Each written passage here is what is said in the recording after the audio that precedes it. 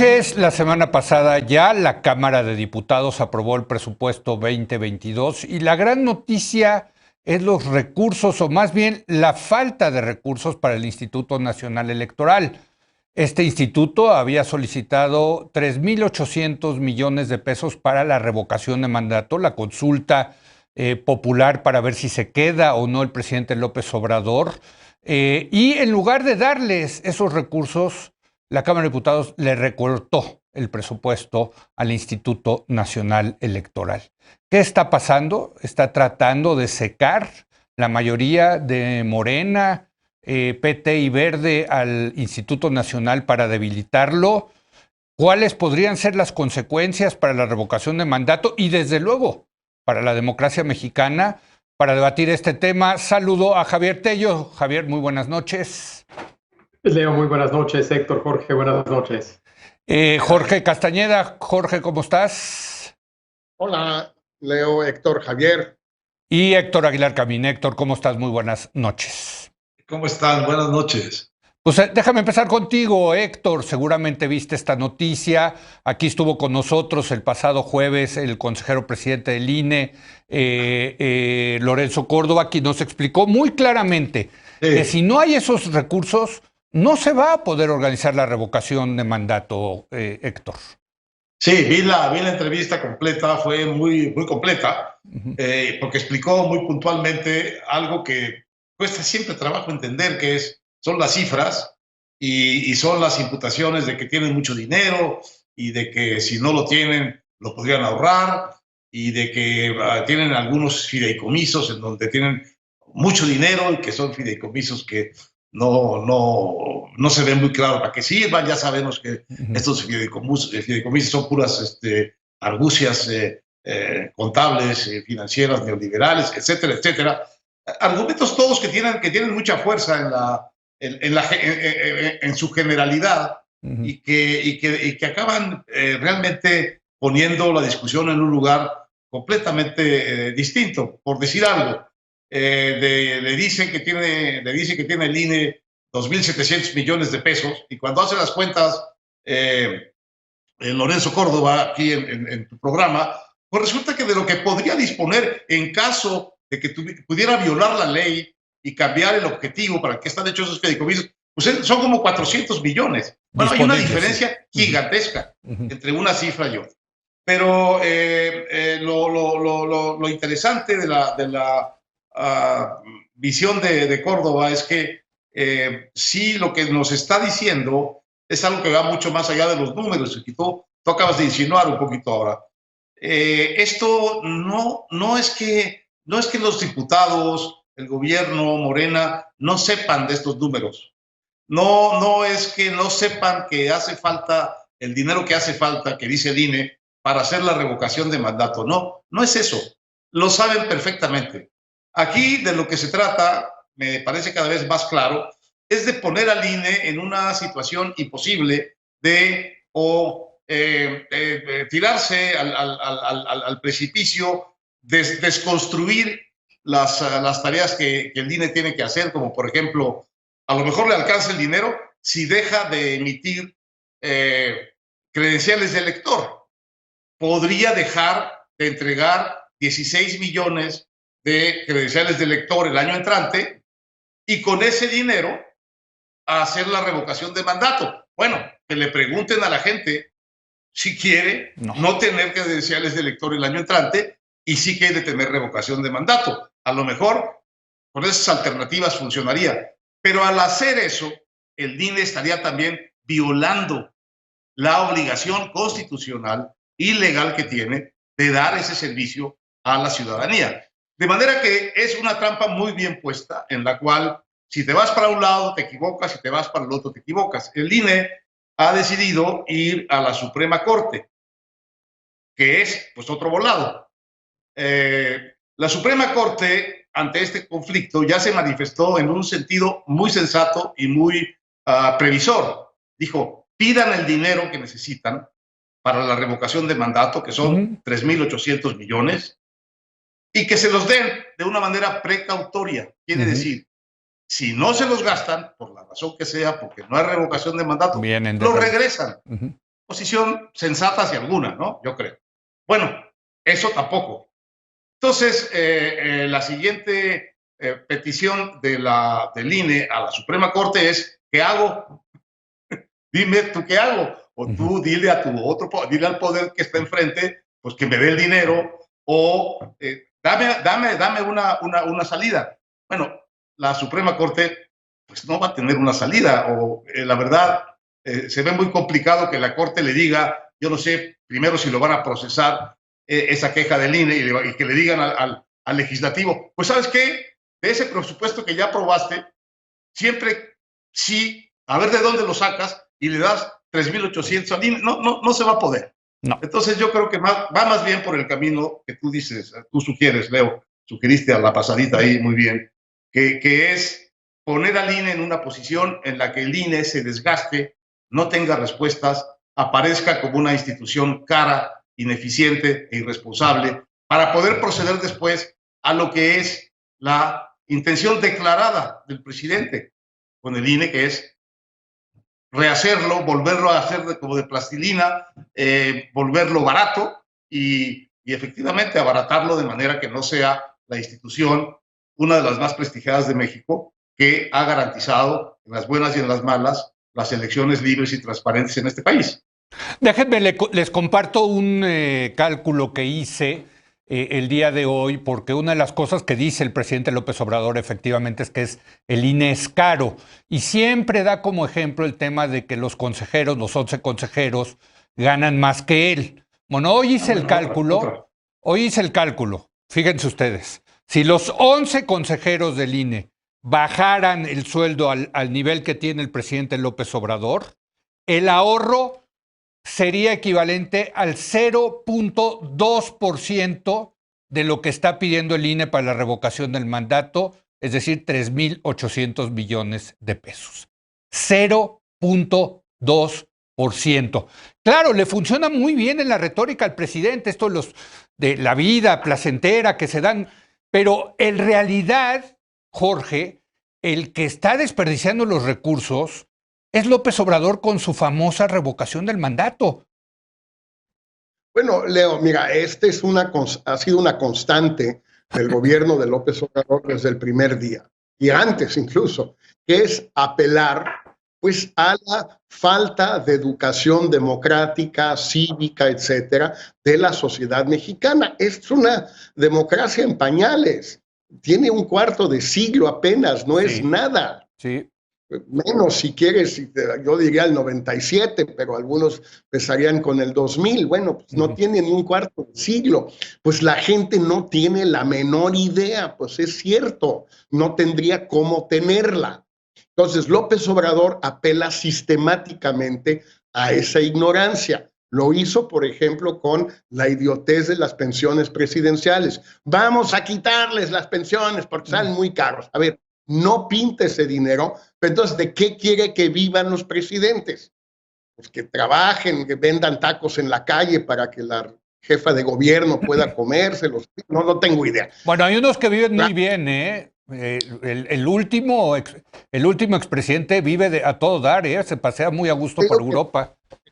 Si tú quitas la pensión, entonces estás generando un incentivo para robar. Algunos dirán, pero roban igual. Puede ser, pero en todo caso, sin pensión, mayor incentivo. Pero bueno. Segundo, la tontería de menos diputados. Es que los diputados son demasiado y salen muy caros y bla, bla, bla. Pues la gente no lo entiende, no tiene cómo entenderlo. Estamos hablando de una sociedad que democráticamente hablando es no infantil, es antes de, apenas naciente, en ciernes, no ha nacido, apenitas. Bueno, pues es muy fácil lo del INE. El INE tiene mucho dinero. Entonces, que no se quejen, que agarren dinero de aquí y se lo den allá. Y la gente lo cree, no tiene cómo entender todos esos cálculos que tú hiciste en tu magnífico artículo hoy, o que hizo Córdoba, no hay cómo entenderlo, la gente no lo entiende. Y López Obrador le encanta apelar a la inmensa ignorancia democrática, en todo caso, de la sociedad mexicana. Eso es lo que está pasando. Ahora, el por qué lo hace, yo creo que vale la pena discutirlo. A mí me huele que se le está enredando la obtención de firmas y que esta es una manera de salirse de la revocación sin tener que confesar que no consiguieron las firmas. No lo sé, porque obviamente Morena no va a informar de cuántas firmas ha conseguido sobre la marcha. El INE no las cuenta hasta que las reciba todas, creo yo, no estoy seguro. No, sí, es correcto. Las valida hasta después. Bueno, el Morena no va a reportar cuántas llevan, porque además, entonces, si no les alcanza, pues no las pueden inventar. Pues que esa es, digamos, la solución mexicana, pues si necesitaban 2.800.000 y cierran en 2 millones, pues fabrican 800,000 firmas, lo de menos, no tienen ninguna dificultad y serían fieles a las grandes tradiciones mexicanas, no pasaría nada. Bueno, hay que decirlo, son 2.800.000 firmas que tienen que recolectar en el periodo que va del 1 de noviembre al 15 de diciembre. De hecho, ya se está haciendo, ya estamos en el periodo de esta recolección de firmas. Javier. Sí, no se ve fácil, pero uno pensaría que debería de ser posible para Morena recolectar esas firmas. Entonces, a mí sí me intriga un poco por qué está haciendo todo esto López Obrador. Coincido plenamente que parte de lo que está haciendo es pegarle al INE. Eso queda claro, lo ha hecho desde el primer día de su gobierno. Yo diría que esto además ocurre en un contexto que va más allá de López Obrador, que por supuesto lo incluye, pero que va más allá de López Obrador. Es decir, es un contexto en el que durante ya muchos años se ha hablado, no solo por López Obrador, sino por mucha gente, de lo caro que es el IFE, INE, nuestros partidos, nuestra democracia, ¿no? Entonces, ese discurso ha estado ahí desde siempre, desde siempre. Dos, y esto sí ya tiene que ver con López Obrador, medidas de austeridad propias, es decir, lo que él está haciendo el INE se lo ha hecho a su propio gobierno. Entonces, para mucha gente allá hay una coherencia que igual es destructiva, pero allá hay una coherencia, es decir, no es que le estoy quitando dinero al INE y solo al INE por un pleito que tengo con Lorenzo Córdoba, le estoy quitando dinero a todos, a mí mismo, a mis secretarías, a todos. Entonces, ahí también creo que eso genera un ambiente de que esto es parejo. Que también creo que le da algo de credibilidad al argumento del presidente entre la población. Sin embargo, yo creo que el instituto es profundamente legítimo y por buenas razones, porque hace muy bien su trabajo. Y si es caro, yo lo veo como una inversión en la democracia mexicana. Y si es caro, insisto, como decíamos el lunes pasado, es porque hemos decidido todos hacerlo caro. Por muchas razones, algunas mejores que otras, pero por muchas, yo diría, varias de ellas buenas razones. Entonces, se está yendo contra una institución que es bastante legítima, que tiene mucha credibilidad y mucho prestigio entre la población. Entonces, por más que sea complejo, como bien dice Jorge, tratar de explicar todos estos numeritos, y creo que el INE y sus consejeros han hecho un buen trabajo en ese sentido en distintos foros de distintas maneras. Por más que sea difícil, tienen esta legitimidad. Entonces, me cuesta trabajo entender y el costo para el presidente en imagen hacia afuera. En fin, yo veo, me intriga mucho tratar de entender por qué está haciendo esto. Me queda claro el pleito que tiene de toda la vida, desde 2006 con el INE, me queda claro el pleito general que tiene con entes autónomos, en fin, pero bajo el supuesto de que sí quiere la revocación de mandato y que en principio sería posible conseguir las firmas y que en principio gana y gana fácilmente, ¿por qué no darle los recursos al INE para que esto suceda? En fin. No, bueno, y es más, agrego a lo que tú estás diciendo, Javier, porque es muy importante, que estos mismos diputados aprobaron hace unos días, hace unas semanas, la ley de revocación de mandato, donde ordenan ciertos parámetros con los que se tiene que organizar la revocación de mandato. Entonces, tampoco puede recortar mucho el Instituto Nacional Electoral en esto. Yo le decía a Lorenzo Córdoba el otro día, es que es como si a ti te piden ¿cómo se llama? A ti te están pidiendo que construyas un Ferrari, pero ni siquiera te están dando el chance de hacer un bocho. Es más, ahora ya sabemos, ni siquiera le están dando nada de recursos para construir nada, Héctor. Bueno, yo creo que no hay que desestimar lo que ya sabemos que este presidente quiere. Efectivamente ha sido muy consistente en destruir todo lo que no le gusta, pero una buena parte de lo que no le gusta es fundamental para la vida institucional y democrática mexicana y, por cierto, también para la eficacia de su gobierno. Porque eso de ser parejo, diciendo yo también me corto los dedos de las manos cuando quiero cortarme las uñas, pues realmente es una coherencia un poco, digamos, como de otra dimensión, como de una dimensión desconocida, ¿no? Entonces, lo que el presidente quiere, nosotros sabemos muy bien que no quiere órganos autónomos, que quiere ser él el único autónomo. No quiere contrapesos porque quiere que el Poder Ejecutivo sea el único poder de la República. Y dentro del Poder Ejecutivo, el único poder sea el presidente. Eso es su proyecto. En eso es totalmente consistente. ¿Qué es lo que él quisiera? Quisiera hacer, y probablemente es parte de su proyecto, en desbarrancar el camino institucional del INE, quisiera hacer una consulta de revocación de mandato, como hizo la del aeropuerto. Sí, las patitos, ¿no? La patito, bien, hecha por sus muchachos, y que salga muy bien, y que entonces el poder imponerla en la mañanera, como decir, esto es lo que pasó, esto es lo que pasó. Bueno, eso es lo que quiere, eso es lo que le gustaría, eso es lo que va a buscar. Pero creo que lo que dice Jorge tiene miga. Este tema de la revocación de mandato sí se le empezó a hacer de trapo. ¿Por qué? Primero porque la figura que él quiere es ratificación, pero esa no es la legal. Bueno, hay una acción de inconstitucionalidad contra la pregunta que le añadieron a la consulta de que si quieres que se quede o quieres que se vaya. No, la única legal es si quieres que se vaya.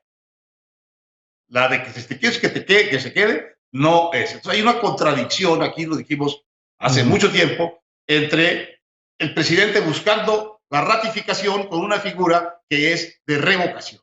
Y yo creo que se le ha hecho bolas el engrudo. Y también hay que decir esto, a él también le cuesta, le va a costar conseguir esos 2.800.000, y tampoco quiere gastar mucho, porque tampoco nos queda, no es ningún misterio que es muy codo para las cosas que no le importan, y para las que le importan también. Entonces, la verdad es que es posible que también ande buscando esta carambola. El INE no sirve, es irresponsable, es dispendioso, y se pueden hacer las cosas sin el INE, y yo me consigo mi revocación de mandato sin pagarla, baratita, patito, pero que me sirve para mis efectos, y mientras tanto tengo al INE puesto ahí para desbaratarlo, para que no me siga estorbando. Yo creo que tenemos suficientes elementos para pensar que decir esto no es atribuirle al presidente unas intenciones